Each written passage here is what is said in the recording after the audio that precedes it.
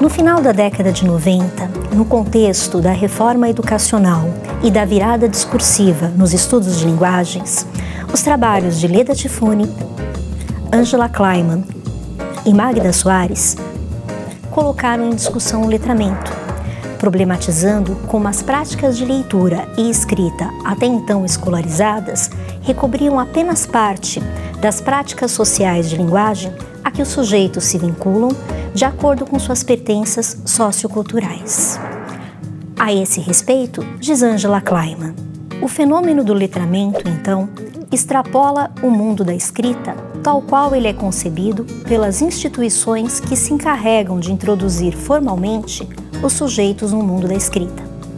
Pode-se afirmar que a escola, a mais importante das agências de letramento, preocupa-se não com o letramento prática social, mas com apenas um tipo de prática de letramento, a alfabetização, o processo de aquisição de códigos alfabético-numérico. Processo geralmente concebido em termos de uma competência individual, necessária para o sucesso e promoção na escola. Já outras agências de letramento, como a família, a igreja, a rua como lugar de trabalho, mostram orientações de letramento muito diferentes. Angela Kleiman, em Os Significados do Letramento, uma nova perspectiva para a prática social da escrita. Já os estudos de multiletramentos remetem à discussão de pesquisadores de 3 países, Estados Unidos, Grã-Bretanha e Austrália, reunidos na cidade americana Nova Londres, no final da década de 90, para a discussão de problemas do ensino-aprendizagem de linguagens. A discussão dessa vertente de estudos por Roxane Rojo entre nós pode ser significada como um gesto de retomada da continuidade investigativa no sentido de superarmos o fraco letramento escolar, que investia apenas em habilidades de leitura e escrita em um caráter de instrumentalização. Para o grupo de Nova Londres, as formas de interação trazidas pelas novas tecnologias e a pluralidade cultural de seus estudantes convocam a escola a repensar o seu currículo, tornando-o sensível à diversidade de linguagens e visões de mundo que a cercam. Daí a ideia de multi agregada à noção de letramentos. O conceito de multiletramentos aponta para 2 tipos específicos e importantes de multiplicidade presentes em nossas sociedades, principalmente urbanas, na contemporaneidade: a multiplicidade cultural das populações e a multiplicidade semiótica de constituição dos textos, por meio dos quais ela se informa e comunica. Roxane Rojo, em Multiletramentos na Escola. Sabemos o quanto há de complexidade cultural no Brasil desde o processo de colonização, envolvendo formas de aculturação, mas também de resistências, passando pelo processo desigual de modernização que deixou muitos grupos às margens de tecnologias básicas, como a da própria alfabetização. Por outro lado, isso gerou uma tradição de cultura oral riquíssima.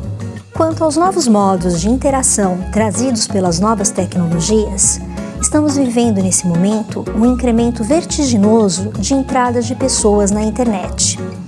Quase metade da população brasileira já está conectada, e dessa parcela, a maioria é de jovens.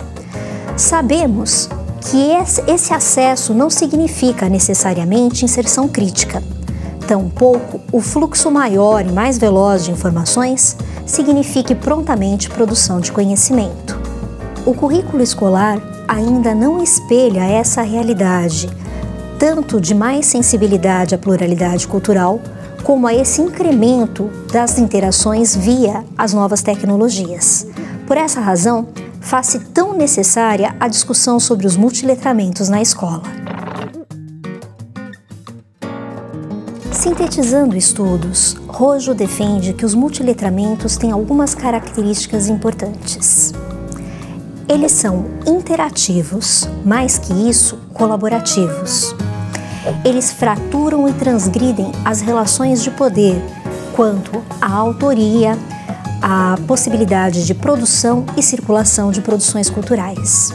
Eles são fronteiriços, híbridos, mestiços, de modos, linguagens, mídias e culturas. Um fenômeno das culturas juvenis nos permite ilustrar essas características. Trata-se da Batalha do Passinho, dança surgida de comunidades do Rio em 2008. Um grupo de adolescentes criou colaborativamente uma coreografia que faz a releitura de várias outras danças, dentre elas passos do samba, da capoeira, do hip hop, do funk e até do balé clássico.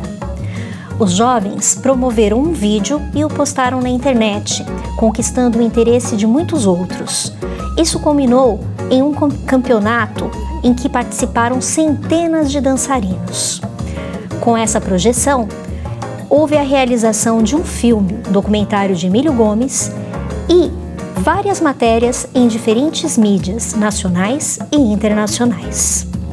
Os meninos foram convidados para a realização de um flash mob na estação Siqueira Campos, em Copacabana.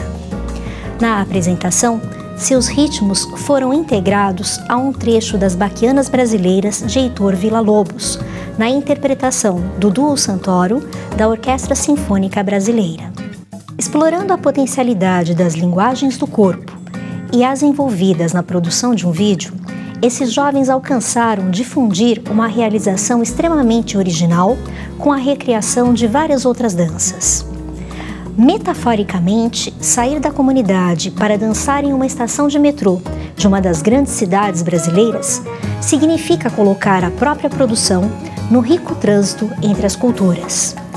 Do mesmo modo, o gesto dos músicos ao escolherem a música de Heitor Villa-Lobos para acolherem os ritmos pop do funk e do rap atualiza o hibridismo do compositor modernista, que incorporou na música erudita os ritmos folclóricos de raízes e locais. Essa metáfora do trânsito pode ser inspiradora para pensarmos o currículo escolar contemporâneo.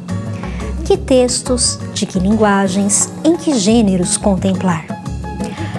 As respostas para essas questões dependem de uma análise dos contextos em que a escola se situa, tanto o contexto mais local quanto o mais geral.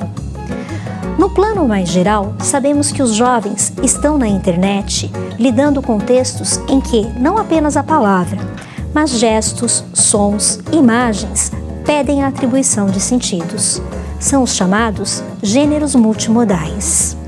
Alguns desses jovens podem estar apenas consumindo acriticamente discursos alheios, difundidos em um curtir ou em um retweet, às vezes até em perfis falsos.